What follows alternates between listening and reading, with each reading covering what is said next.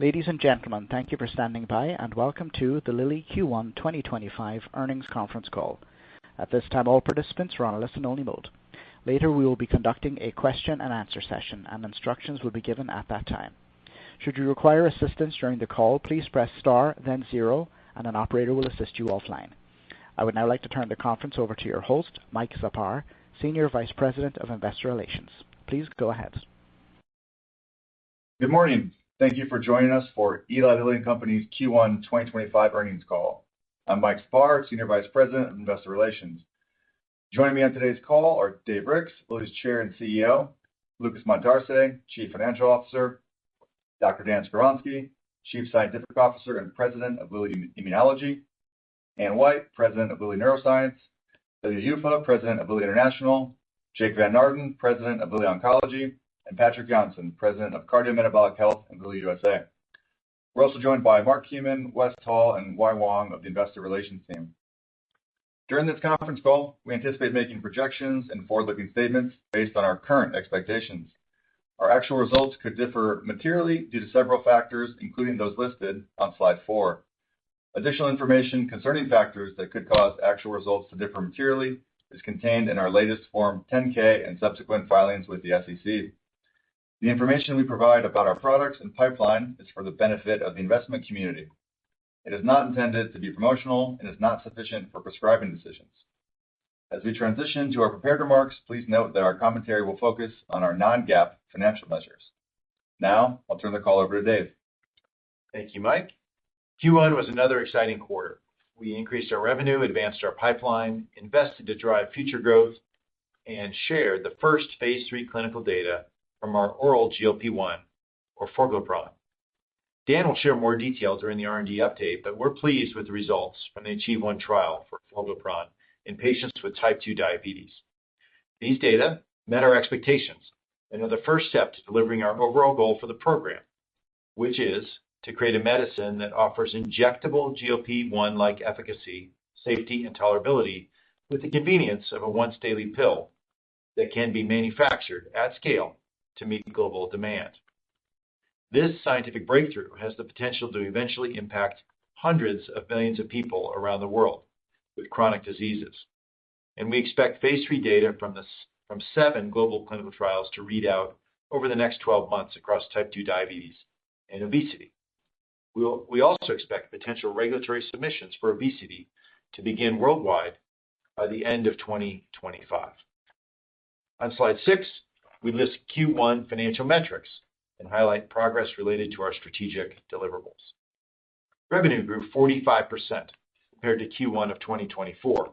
Our key products, defined as Ebglyss, Jaypirca, Kisunla, Mounjaro, Omvoh, Verzenio, and Zepbound, grew by more than $4 billion and now account for $7.5 billion of revenue for the company.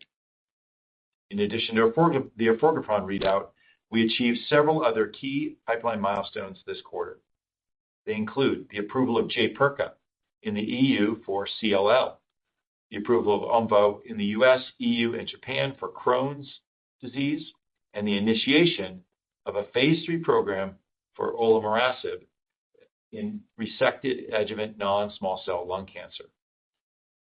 We also shared plans to more than double our manufacturing investment in the US. In total, we've announced over $50 billion of new US manufacturing investments since 2020, including our most recent announcement to build 4 new facilities, of which 3 will be API or active pharmaceutical ingredient facilities. Lastly, we distributed $1.3 billion in dividends in the first quarter and executed a $1.2 billion share repurchase. We realize there's a lot of investor focus right now on tariffs and trade, so I'll make a few comments that reflect our current views on these complex and quite dynamic matters. We support the U.S. government's goals to increase domestic investment. However, we don't believe tariffs are the right mechanism. Enhanced tax incentives and/or the extension of the Tax Cut and Job Act are better tools to achieve their goals.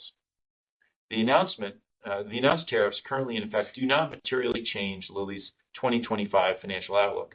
However, the expansion of tariffs in other geographies or increases in retaliatory tariffs would have a negative effect on Lilly and for our industry. As a company, Lilly has a large U.S. manufacturing footprint with 10 active projects ongoing to build and expand new sites. Upon completion of our manufacturing agenda, we will be able to supply medicines for the U.S. market entirely from U.S. facilities, as well as increase the volume of medicines we export. We will continue to execute our U.S. manufacturing agenda. However, we urge the administration to negotiate deals with key trading partners as soon as possible that level the playing field for American exporters like Lilly and remove harmful tariffs and non-tariff market access barriers in the developed economies. Now I'll turn the call over to Lucas to review our Q1 financial results. Thanks, Dave. As shown on slide 7, Q1 was another strong quarter of financial performance, with revenue growing 45% compared to Q1 2024, driven by our key products. Gross margin as a percentage of revenue was 83.5% in Q1, an increase of 1 percentage point versus the same quarter last year. Gross margin was positively impacted by improved production costs and favorable product mix, which were partially offset by lower realized prices. Marketing, selling, and administrative expenses increased 26% as we invested in promotional activities to support new launches across our therapeutic areas. R&D expenses increased 8%, driven by higher development expenses for late-stage assets and additional investments in early-stage research. In Q1, we recognized acquired IP R&D charges of $1.57 billion, primarily related to the previously announced acquisition of Scorpion Therapeutics' PI3K alpha inhibitor program. In total, IP R&D charges negatively impacted earnings per share by $1.72. Our non-GAAP performance margin, which we define as gross margin less R&D, marketing, selling, and administrative expenses as a percentage of revenue, was 42.6%, an increase of over 11 percentage points from Q1 2024. Our Q1 effective tax rate was 20.2%. The Q1 tax rate was negatively impacted by the previously described non-deductible acquired IP R&D charges.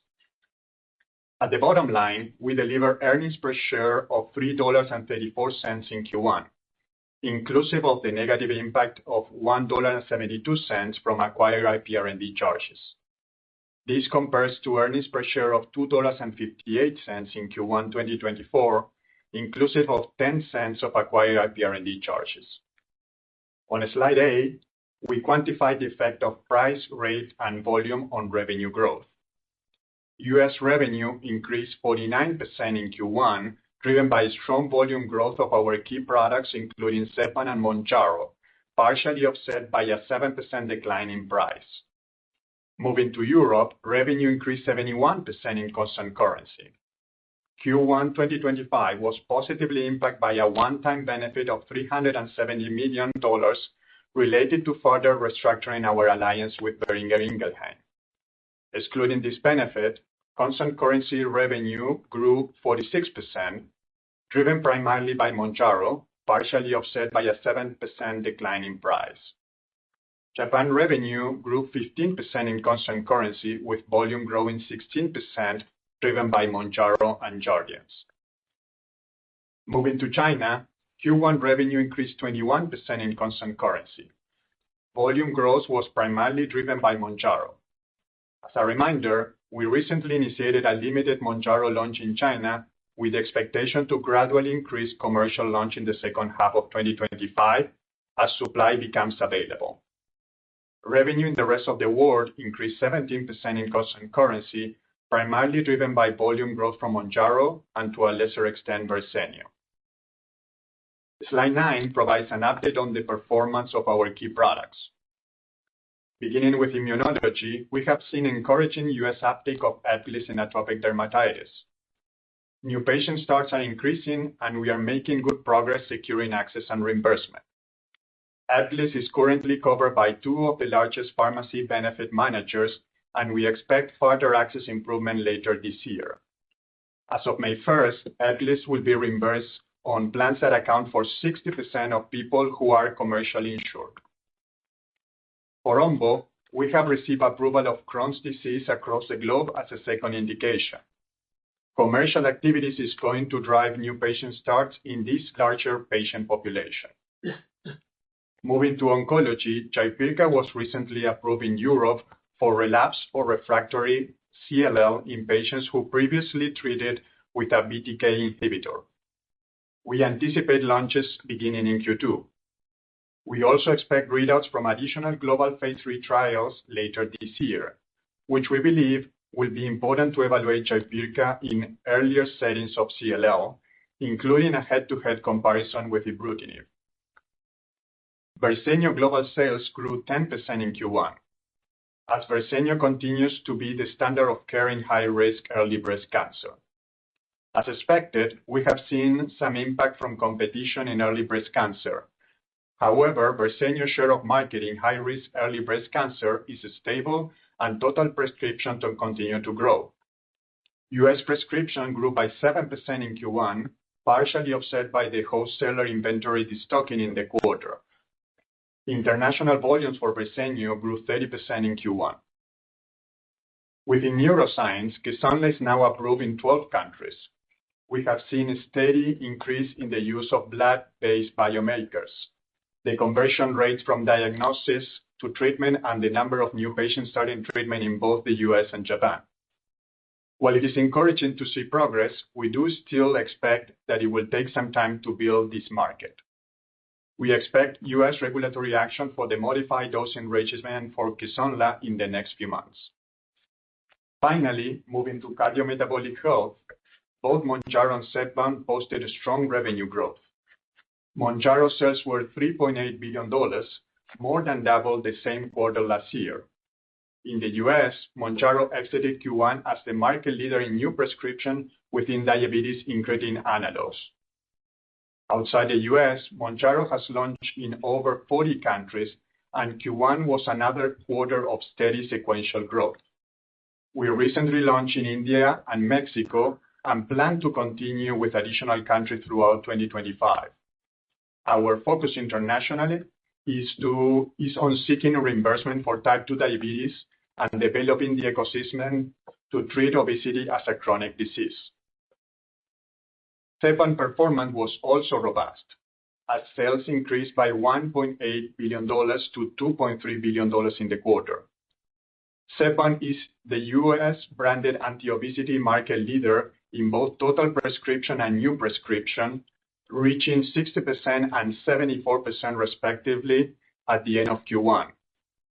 We also launched higher dose Zepbound vials, adding 2 additional doses for patients to access Zepbound through the self-pay channel. The uptake of Zepbound vials has been strong, and vials accounted for approximately 10% of total prescription and 25% of new prescriptions in Q1. On slide 10 is an update on trends in the U.S. incretin analog market, which includes incretin prescriptions in both type 2 diabetes and obesity. Q1 was another quarter of steady market growth as total prescriptions grew by 46% compared to Q1 2024. Lilly performance was strong as a 4-week rolling average share of market increased by 5 percentage points compared to Q4 2024 and by 10 percentage points compared to the same quarter last year. On slide 11, we provide an update on capital allocation. Moving to slide 12 is our updated 2025 financial guidance. Our performance in Q1 was strong, and we are encouraged by the underlying trends we saw across our portfolio of medicines. As a result, we are reaffirming our revenue and performance margin guidance. Our non-GAAP earnings per share guidance is unchanged, except for Q1 charges related to acquired IP R&D. As Dave mentioned, the situation regarding tariffs and tariffs remains dynamic. We continue to monitor the external environment. However, we estimate that the announced tariff currently in effect will have a limited impact financially, which we have absorbed within our 2025 guide.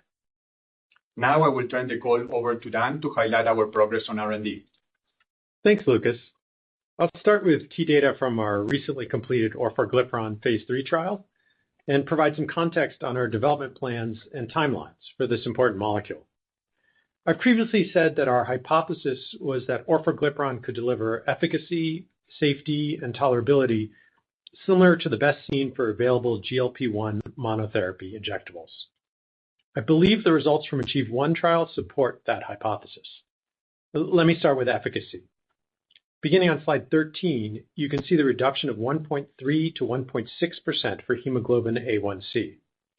Given the relatively low baseline of 8.0 in this 40-week monotherapy study, patients on the two highest doses ended the study with a mean A1C of about 6.5%, similar to the lowest levels achieved in trials of other monotherapy GLP-1 agonists.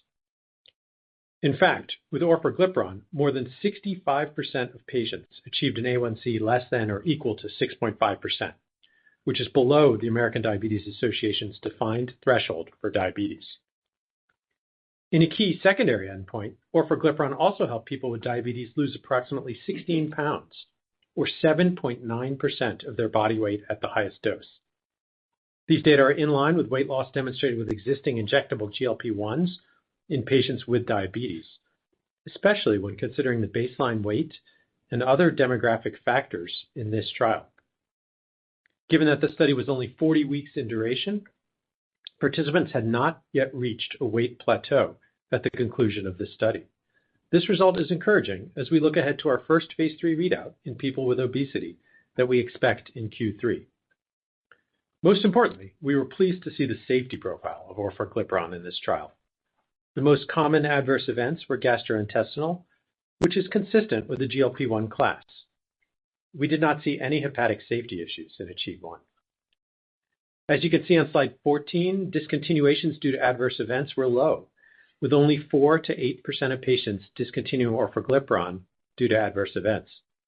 The slow and stepwise dose escalation we utilized in phase 3, combined with the relatively long, about 24-hour half-life of this molecule, resulted in a tolerability profile that matched our expectations and was consistent with weekly injectable GLP-1s. The ACHIEVE-1 full results will be presented at the ADA's 85th Scientific Sessions and will be published in a peer-reviewed journal. This was the first of several phase 3 trials that will read out for orforglipron. On slide 15, you can see how ACHIEVE-1 fits into the broader orforglipron development program. Over the next 12 months, we expect to get results from 4 additional diabetes trials, where we're studying orforglipron compared to insulin and head-to-head versus other oral diabetes medicines. We also expect to get results in our 2 obesity phase 3 trials, one trial in people with obesity without diabetes, and a second trial in people with obesity and diabetes. Assuming success in these phase 3 programs, we plan to submit orforglipron for obesity in Q4 later this year, followed by type 2 diabetes in the first half of 2026. We also have an ongoing phase 3 trial in obesity in the maintenance setting, a phase 3 trial in obstructive sleep apnea and obesity, and we will initiate a phase 3 trial in hypertension later this quarter. We look forward to seeing more data from this robust clinical development program as we continue to find the impact orforglipron can have for patients. Moving on to other R&D updates since our last call. On the regulatory front, following discussions with the FDA, we've withdrawn our U.S. application for the heart failure with preserved ejection fraction indication for tirzepatide. We believe the positive phase 3 data from the SUMMIT trial do support an indication. However, FDA indicated an additional confirmatory clinical trial is required. Regulatory reviews are ongoing in other countries. Continuing with updates in cardiometabolic health, we're sharing today plans to initiate a new phase 3 trial studying our triple agonist retatrutide in patients with obesity and chronic low back pain. We're also announcing today next steps for our oral once-daily program targeting lipoprotein A, muvalaplin. In phase 2 data we presented last year, muvalaplin lowered lipoprotein A levels by up to 85% at the highest tested dose. Based on these data, we plan to initiate a phase 3 program later this year in atherosclerotic cardiovascular disease, and we're excited about the potential to bring what could be the first ever oral small molecule approach for lowering lipoprotein A to patients.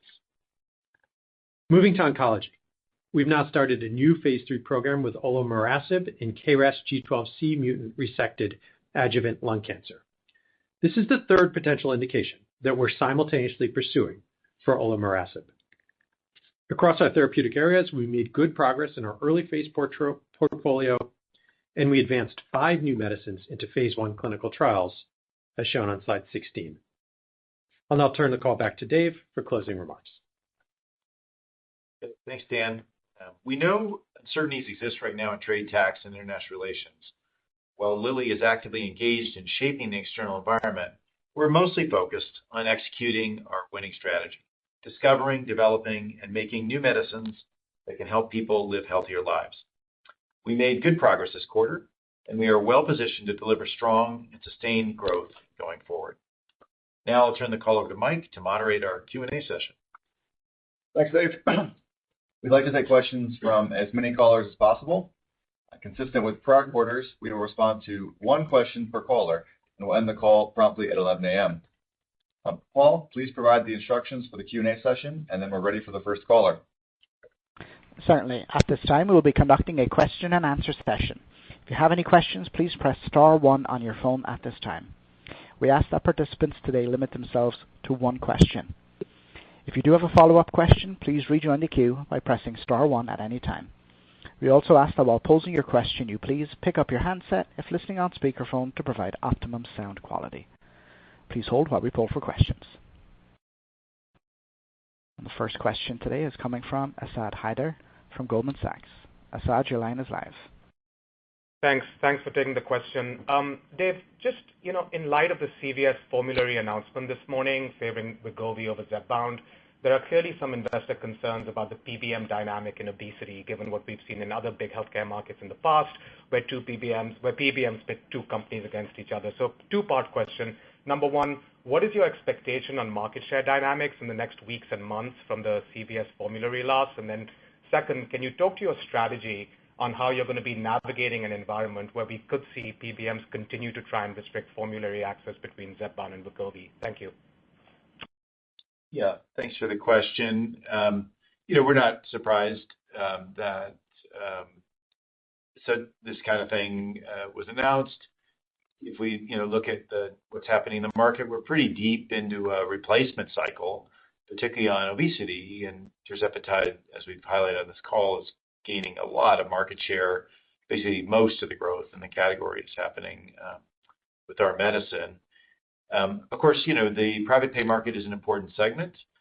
We'd like to grow that segment, and we'd like to grow choice and access in that segment. So we're not interested at all in one-of-one deals of reducing access and choice for doctors and patients. We want to expand it. So this type of thing isn't too interesting to us, but it's understandable that it can happen, and obviously in this one case did. Our focus is on making better medicines and more accessible medicines. So orforglipron is a topic today. Excited by the possibility of an oral that could be more widely distributed around the world and here in the U.S. With GLP-1, injectable GLP-1 profile, like Dan highlighted, and of course on driving more advanced therapies as well in combination or triple acting agents like retatrutide. So that's our focus. It doesn't surprise me that this happened, and we'll work through it. Recognizing in this case as well, we're talking about the templated lives at CVS, and probably opt-in rates for employers in the templated part of their book are pretty low compared to the national average, just to maybe inform your analysis. And we'll work through it. Our job will be to continue to drive share and preference for our brand. I think the team's done a great job of that year to date, and we'll continue to focus on that while we wait for the Orfor launch and Retta data later this year. Great. Thanks, Dave. Thanks, Asad. Next question, please. The next question will be from Jeff Meacham from Citibank. Jeff, your line is live. Morning, guys. Thanks for the question. For Dan or for Dave, when you look at the positioning of orforglipron, is the ultimate goal to have meaningfully more indications than tirzepatide, just given the oral convenience? I think when you look beyond just weight loss, would seem that a broader cardio investment makes sense, but maybe also perhaps combos in I&I or autoimmune or even neuropsych. Thank you. Great. Thanks, Jeff. We'll go to Dan to talk about the orphan development strategy. Yeah, thanks, Jeff. And I think you're correctly pointing out that an oral medicine like orforglipron could be acceptable for use in a number of broad indications, particularly primary care type indications. That's guided our thinking on indications that we're pursuing. I think coming out of this readout, we have even more confidence in this molecule and will aggressively pursue whatever directions we think work. Combinations surely are on the table where that makes sense for patients, particularly in disease areas where there could be synergy with other mechanisms. But probably there are a number of good ideas in immunology and neuroscience, as you point out. Also, just a reminder, Jeff, it's not our only oral incretin. We have another molecule behind that, and we're continuing to innovate with even multifunctional orals. So I'm pretty excited about what's yet to come here, and surely we start with type 2 diabetes and obesity, but more to come. Great. Thanks, Dan. On to the next caller, please. The next question is coming from Chris Schott from JP Morgan. Chris, your line is live. Great. Thanks so much. Just another orforglipron data. Just post the data we've seen here. Can you just elaborate a bit more on the role you see orforglipron playing in the core obesity and diabetes market relative to injectables? And maybe as part of that, any thoughts on what type of share you would envision orals taking in the market over time? Thank you. Great. Thanks, Chris. We'll go to Patrick to talk about that role of oral in the broader incretin market. Thanks a lot, Chris. I think there are significant opportunities here for orforglipron. Just looking at the type 2 market today, we know that approximately 50% of patients have a preference for an oral, giving everything else equal on the efficacy and the safety side. And similarly, on the obesity side, we know that we have approximately 25% of the patients in the US suffering from needle fear. So I think that positions us very nicely to be a first-line incretin for both type 2 and chronic weight management. There are other benefits as well. I think with an oral here, we can scale and reach patients that is more or less impossible with only injectables. So I think it provides a huge global opportunity for us with orforglipron, and also from a manufacturing side, probably a significant benefit as well. So overall, I think tremendous opportunities here with orfor, both in type 2 and obesity in the US and other markets where we have launched, but also to scale globally to an extent we can't do with injectables. Maybe two quick adds there. Segments that we're thinking about actively. One, of course, we're doing the maintain studies, which switch people from injectable to oral to maintain weight loss. That's a big unmet need in the market. People like the idea of stepping down and using less medicine. They're trying things on their own now, and we'll have science-based solution using oral, which we think will be an attractive choice. That data is not in hand yet. We need to wait for that to prove that out. But I think that's an interesting segment that will probably grow quite large over time, Chris. The other one is reaching segments of the population that maybe have comorbid risk, maybe not comorbid disease, have overweight but not obesity, and don't need dramatic weight loss, but sustained lower body weight is an important factor in their long-term health. And we'll look at studies there. I think the prior question was alluding to that in terms of indications that might be suitable for that space. So we have big ambitions here, and of course need to see the full data package come in on obesity, but a pretty exciting opportunity. Great. Thanks, Patrick. Thanks, Dave. Ready for the next question, please. The next question will be from Terence Flynn from Morgan Stanley. Terence, your line is live. Great. Thanks for taking the question. Two-part on orforglipron as well. I know you're obviously not going to comment directly on pricing at this point, but maybe just conceptually, if you're delivering the same profile as an injectable medicine, why would you decide to price lower, I guess, given you price to value? And then as you think about having a portfolio of weight loss medications potentially in 2026, does that give you additional leverage with some of these PBM discussions? Thank you. Okay. Going on the risk curve again, Terence, with the two-part question, but go to Patrick to weigh in the thoughts on the ortho pricing and then the portfolio implications as well. Well, thanks a lot, Terence. I think in terms of pricing, we normally don't comment on that until the time of launch. But I think truly having a portfolio in this space and as Dave shared earlier on oral, that we actually could approach patients with a BMI above 27, lower BMIs, tirzepatide that probably will play as a foundation for treatment of chronic weight management for quite some time to come, and potentially a triple agonist where you could target people with a BMI above 35, and so I think that gives us a position of strength in this marketplace. Maybe just one policy related add, how do we think about pricing forward, especially in a category like this? The past was really about very high list prices and relatively deep discounts to leverage PBM access. And, we've been very vocal about trying to move away from that past, basically to have a more transparent, closer pricing between list and net. Maybe important to say that based on this morning's news as well. So we priced Zepbound at a discount to the competitor, a meaningful discount on list price, with the idea of trying to squeeze those two numbers together. We'd like to continue that progress so that patients and payers have a more similar basis for cost sharing and net cost. I think that's a better way forward. So just as Patrick and the team work on pricing strategies, et cetera, know that in the background, we're trying to push these two numbers together over time, reduce gross to net spreads, have less rebate flow into the channel, and more transparent overall pricing. Great. Thank you, Dave. Thank you, Patrick. Next question, please.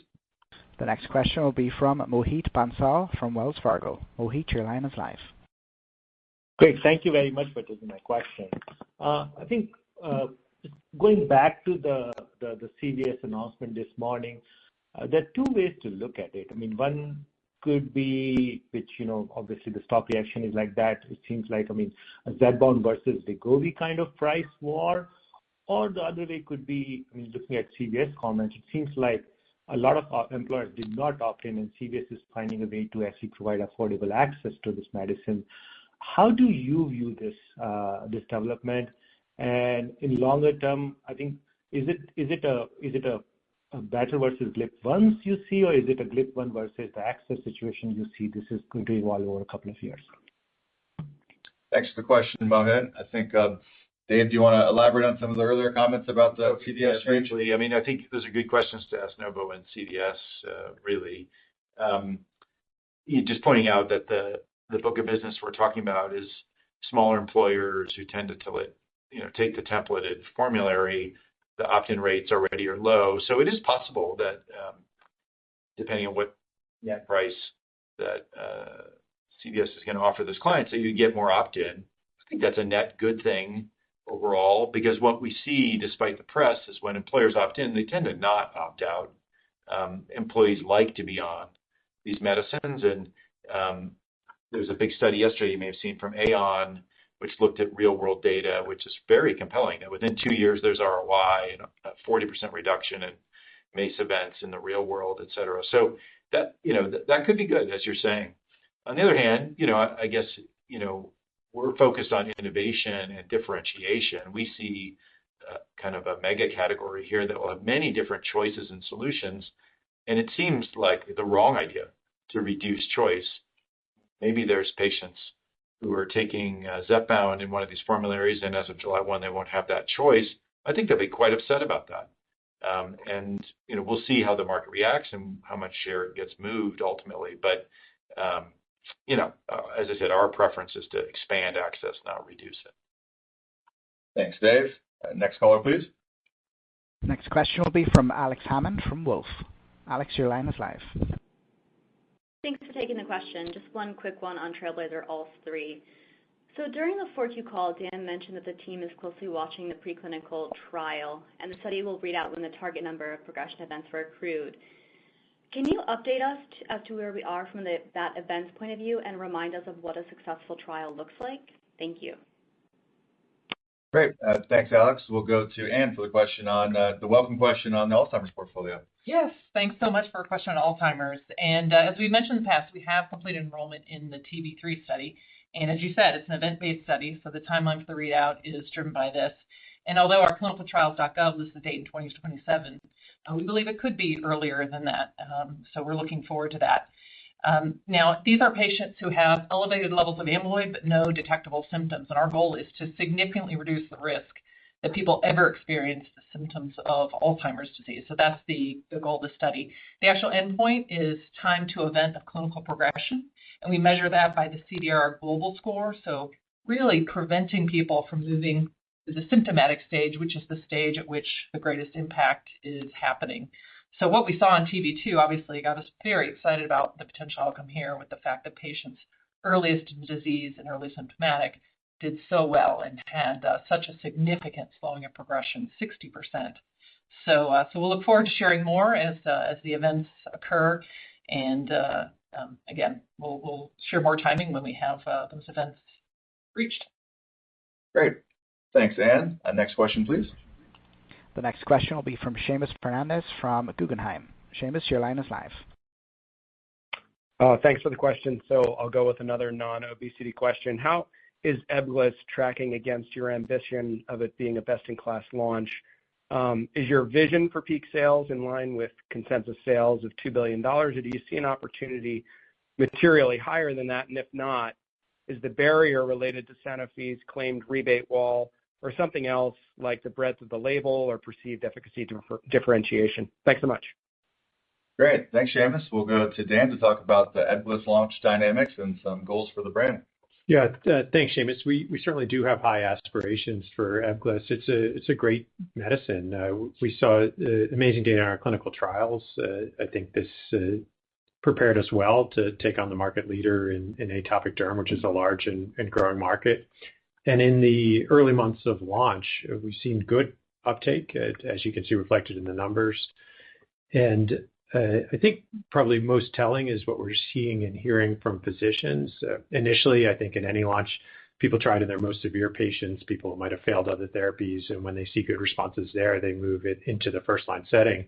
That's exactly the motion we're seeing from physicians. They're happy with the results they're getting, and they're using it more and more. A lot of work to do, and you point out the heavy competitive dynamics, but I like the asset I have. In terms of the rebates and coverage, I think as Lucas said, we're seeing a growing coverage here in the United States, and I think we'll overcome any issues there without trouble. So we look forward to broad access and continued accelerating uptake. Great. Thank you, Dan. Next caller, please. The next question will be from Tim Anderson from Bank of America. Tim, your line is live. Thank you. Question on kind of going back to formulary positioning in obesity. So I know you don't want to play the one-of-one formulary game, but it's still something that might occur anyway because Novo's losing share to you, and price is really the only lever they can pull at the moment.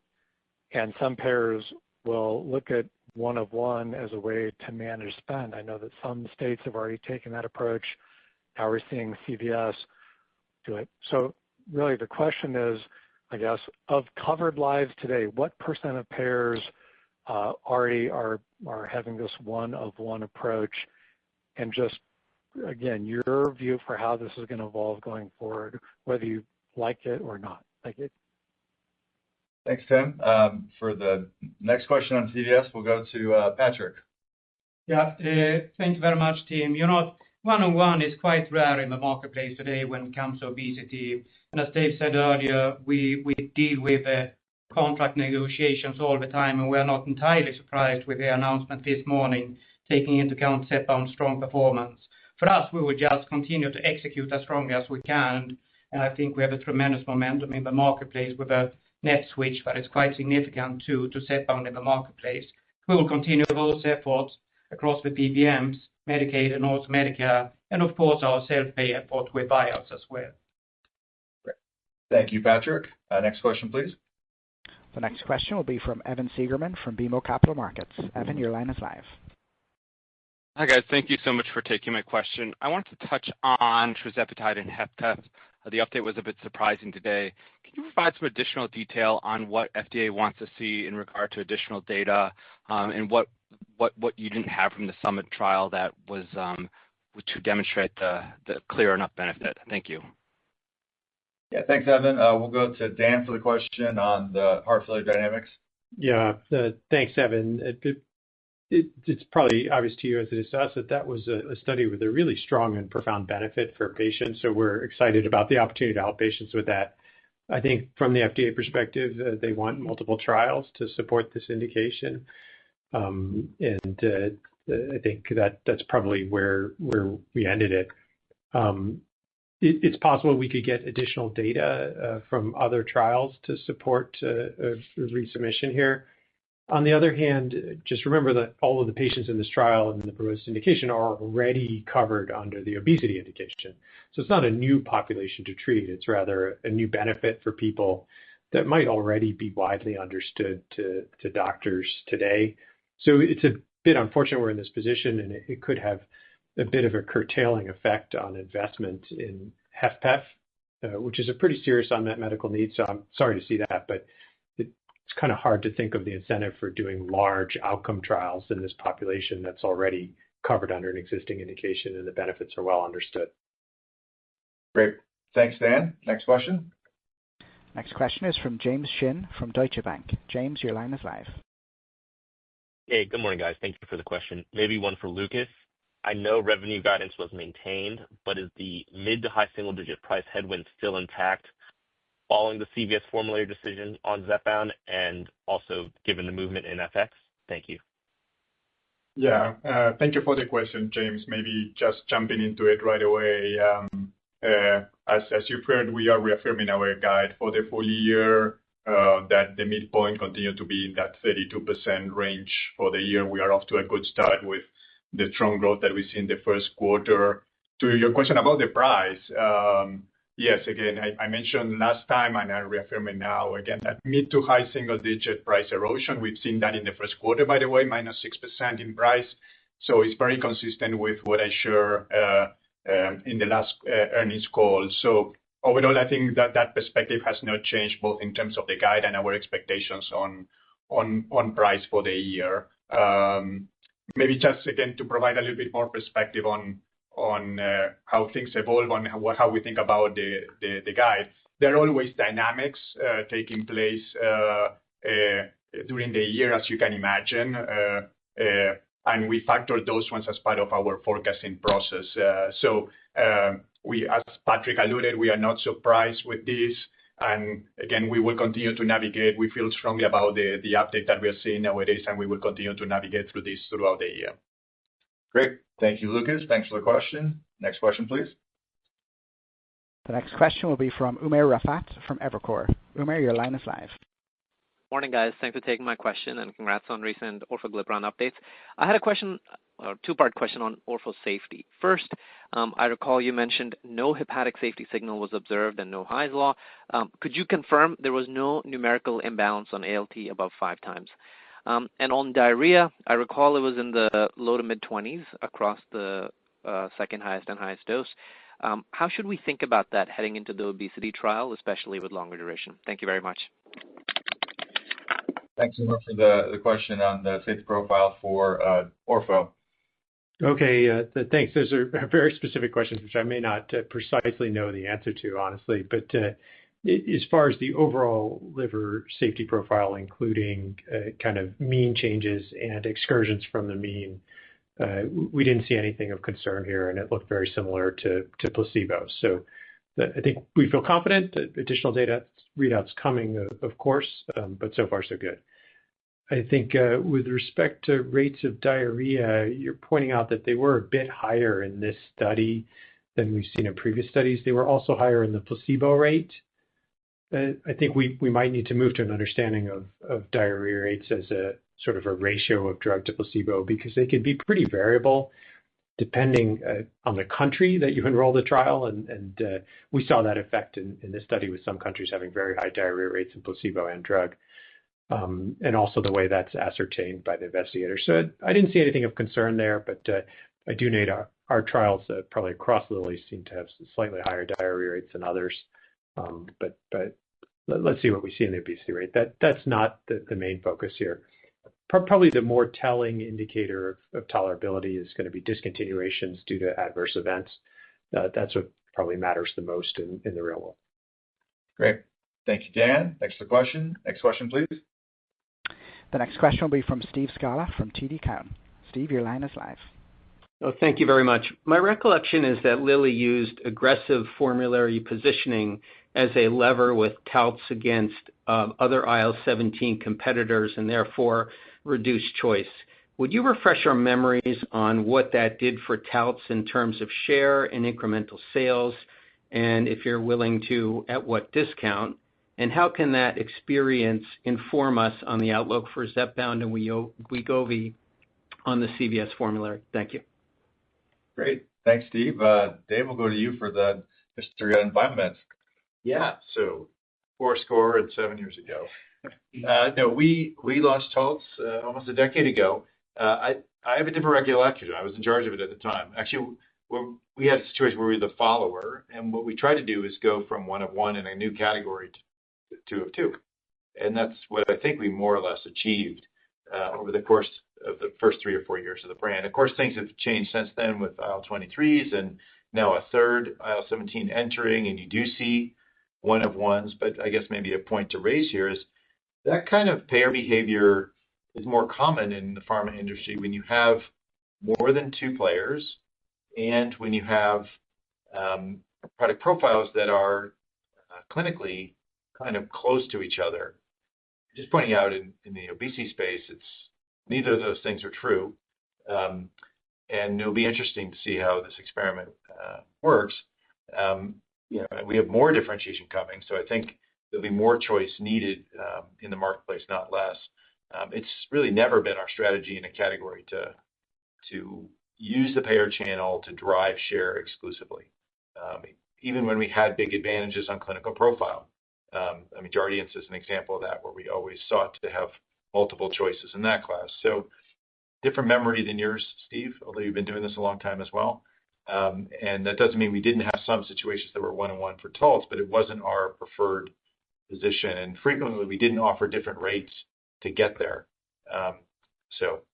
That's also all that's true now. We as a company position want more choice, and particularly where innovation's flourishing and we have a lot of it coming, it wouldn't be in our interest.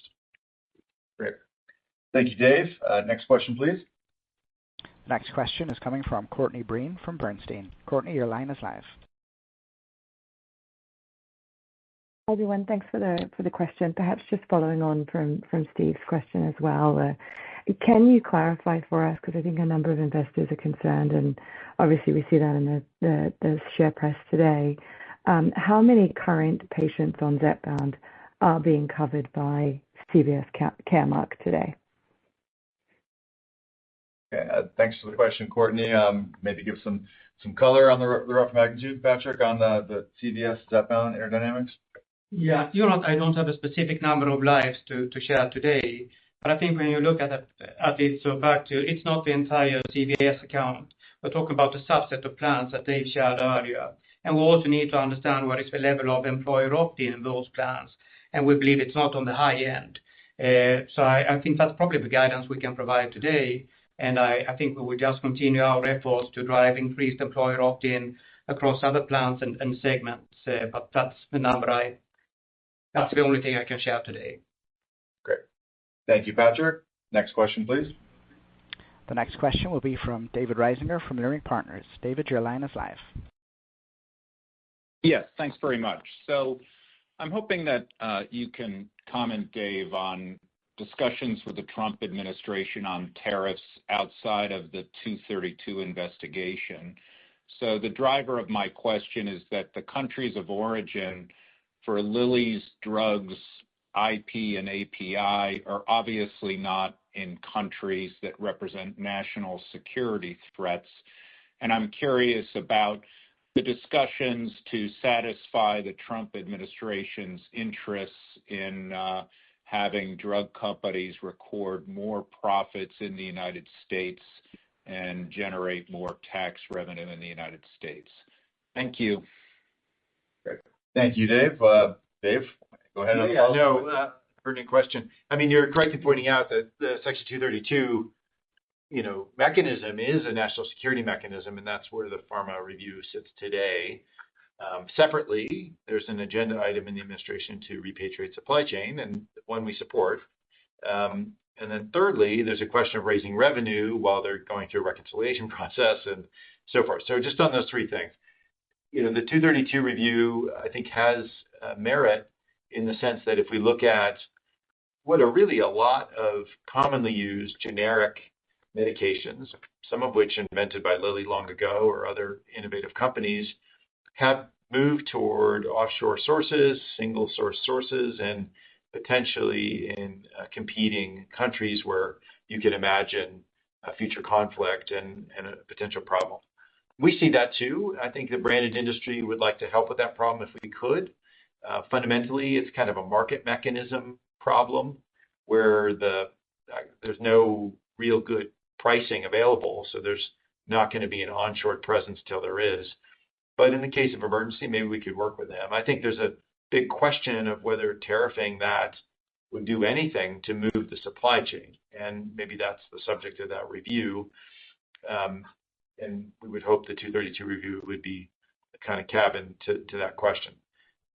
Secondly is the trade imbalance, broader thing, and as you're pointing out, we have a mixed source, U.S. and non-U.S., but most of our non-U.S. is Irish origin, and we're in the process. We made a decision 4 years ago with the board to move away from just a pure efficiency, whether it be tax efficiency or cost of goods efficiency, and move to more of a resilient position. We've been at this a little while, and we'll continue to do that. And so that will rebalance naturally our sourcing. We'll have more choices. So I think tariffing that could have a transient effect for Lilly, but probably not a long-term one. We think the real answer there, as I said earlier, is to reduce the gap that led to that problem to begin with, which is really an income tax situation. And when the U.S. was at 35 and Ireland was at 15. So I think tax reform is key to that, and we'll fix that problem for the long term. Within Lilly, we've made investments to sort of contain that anyway. The raising revenue in general is a separate point, and one that we point out that our industry pays disproportionate amount of income tax, and then actually because of in the 2017 Tax Cut Jobs Act, there are provisions for a minimum global tax, basically, so that we already pay tax on foreign sourced income. So that really doesn't change whether we move it back to the U.S. or not. What that does is it has an effect of raising income tax in these third countries, which it actually has done over the last 7 years. So I think we're well positioned within the mix of companies. I think these issues are complicated and hard to reduce to sound bites. 232 has substance. I think the trend for the industry and certainly for Lilly of redomesticating is well underway. And we hope we don't have to get into a tariff discussion. Hopefully we pass a tax bill and this can normalize. Great. Thank you, Dave. Next question, please. The next question is from Kerry Halford from Berenberg. Kerry, your line is live.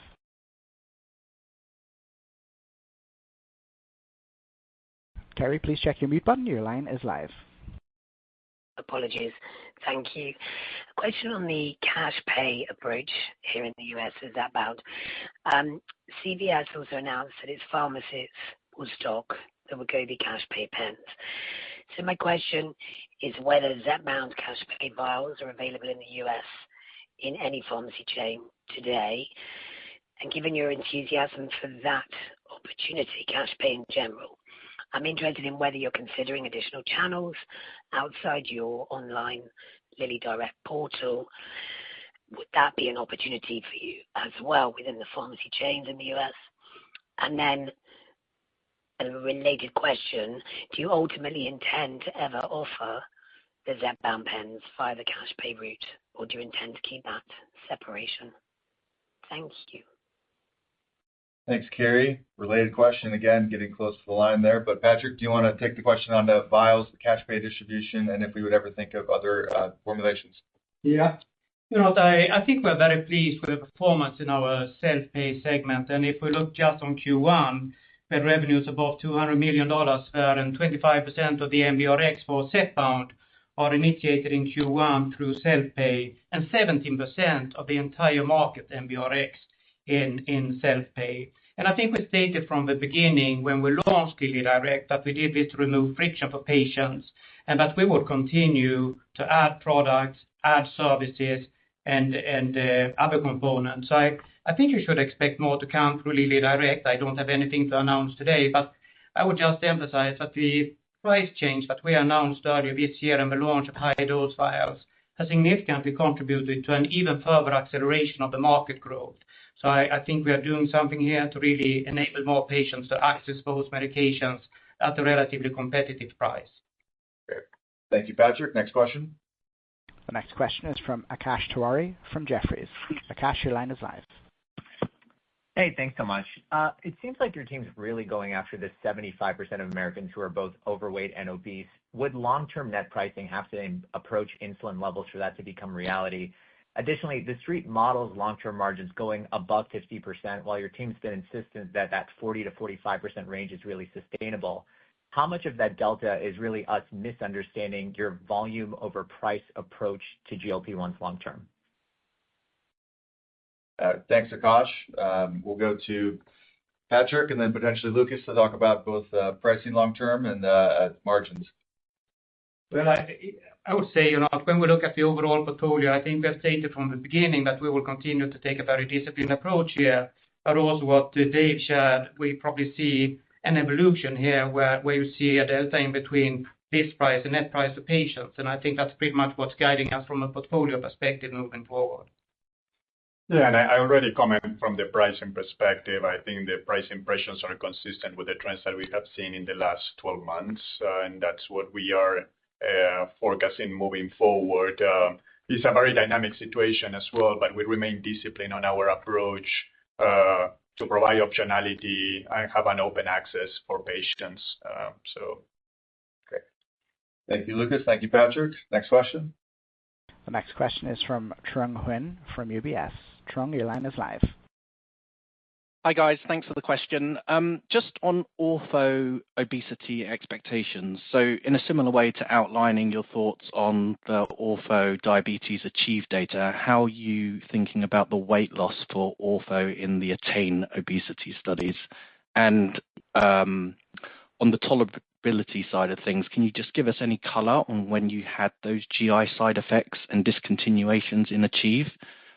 Was it early or later? Just thinking about how tolerability could be from the attain versus achieve studies. Thanks.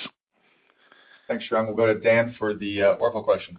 Yeah, thanks. These are important questions, particularly the expectations for the obesity study. And it probably takes some pain again to remind people that this is a monotherapy GLP-1 agonist, not a dual agonist like tirzepatide. So we need to expect weight loss that can be seen with GLP-1 monotherapy, which, as we showed in SURMOUNT-5, is quite different than what you get with two actions that tirzepatide has. So SURMOUNT-5 was a 72-week trial in obesity patients that Lilly ran that included monotherapy GLP-1 injectable in the form of semaglutide up to 2.4 milligrams. And I think in that study, we achieved about 13.7% weight loss with the GLP-1 monotherapy. This is a similar trial. It's not exactly the same for orforglipron, but probably we should expect to be somewhere near that. I think on tolerability, that study also had about a 20-some% of the patients, maybe 21% of the patients with vomiting, which is probably the most reliable indicator of GI tolerability and the most consistent across trials. So that's our expectations. Again, it's still to match the best available data from an injectable. And in this case, I'm focused on the trial that we conducted since we're conducting this trial with orforglipron.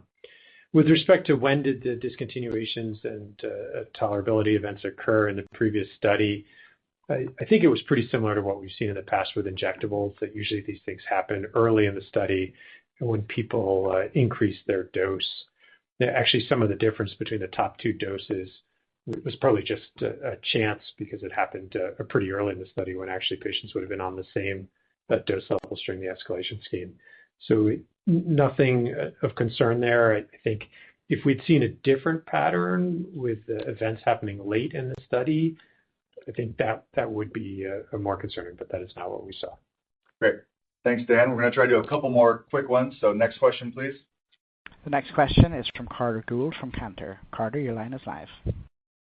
Good morning. Thanks for taking the question. I appreciate all the upfront commentary on tariffs. I guess, Dave, given sort of your unique perspective and Lilly's active role in shaping policy, it's I guess somewhat surprising we didn't hear you talk about some of the drug pricing risk. I guess anything you can share there around if you think potential MFN legislation is a priority or possibility in the coming balance of the year. Thank you.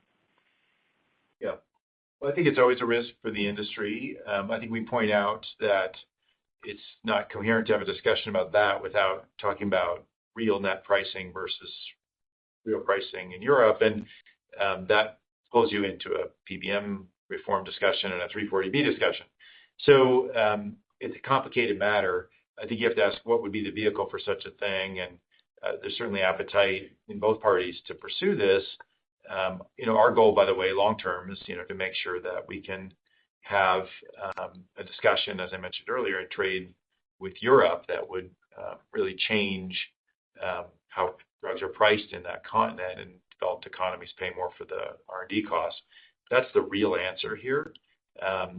But I think right now we're hyper-focused as an industry on fixing the IRA problem that was created as to small molecules. I think our enthusiasm for that policy change is high, and that'll be the focus, on the bill that's being contemplated now in May to get out of the House.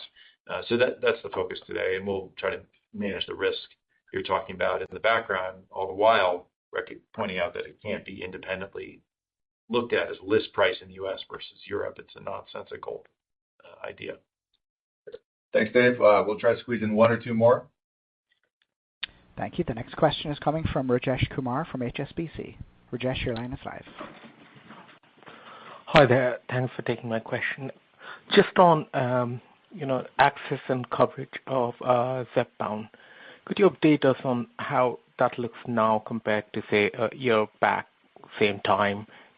How many more patients have coverage in the U.S., and what are the next steps, especially in light of compounders being blocked from selling competing products which are no longer allowed for Lilly's products at the moment.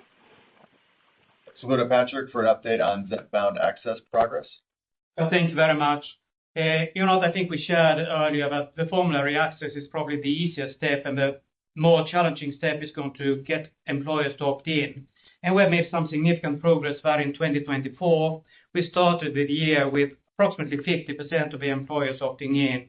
And by the end of 2024, we were at mid to the high 50s. So progress there on employer opt-in. But also in other segments, in Medicaid, we have actually moved from 11 states being covered by the end of 2024 to 14 states covering now, and incremental states Medicaid that have opted in April, specifically for OSA. And on OSA, we know that the CMS has issued guidance that plans can reimburse for OSA, but they have 180 days since the approval, which took place late December last year. So we expect some progress in Medicare as well during the second half of this year. In terms of compounding, I think it's really hard to assess the magnitude of that market. But I think there are a couple of important cuts here. Not all of those patients are necessarily on label. And B, there is also a matter of pricing. That we believe that our price point of $349 is actually quite competitive. And thirdly, in terms of the overall preference in the marketplace, where we currently have a strong momentum with more than 75% of patients starting anti-obesity treatment starting on Zepbound. So I think we'll continue execute along those lines across both segments, and we see progress being made every week. Great. Thanks, Patrick. And then last question, please. Last question today will be from Kripa Devarakonda from Truist Securities. Kripa, your line is live. Hey guys, thank you so much for taking my question. I have a question about the bimagrumab phase 2 trial, which is expected to be completed by June. Any update on when we might see data? We've heard the potential to see data in June at a conference. Also, can you help set expectations for the data? Thank you so much. Great. Thanks, Kripa. We'll go to Dan to talk about bimagrumab. Yeah, thank you for the question on bimagrumab. There are actually two phase 2 trials. The first one that was conducted actually before we acquired the asset was in combination with semaglutide. That'll be the data that'll be disclosed first. The ongoing trial is in combination with tirzepatide, and of course that's the trial of greater interest to us. And I don't think we've commented on when we might disclose that data. Remember that this is an agent that was designed to see if we could have a positive effect on lean mass as well as a decrease in fat mass. And so that's what we're trying to see how that works in combination with these drugs. Thanks, Dave. For closing comments? Okay, great. Thank you all for participating today on our earnings call and your interest in the company. Please follow up with the IR team as you have questions, which I'm sure you will after today. Everyone have a great day. Take care. Thank you. And ladies and gentlemen, this does conclude our conference for today. This conference will be made available for replay beginning at 1 p.m. today, running through June 5th at midnight. You may access the replay system at any time by dialing 800-332-6854 and entering the access code 538637. International callers can call 973-528-0005. Again, those numbers are 800-332-6854 and 973-528-0005 with the access code 538637. Thank you for your participation. You may now disconnect your lines.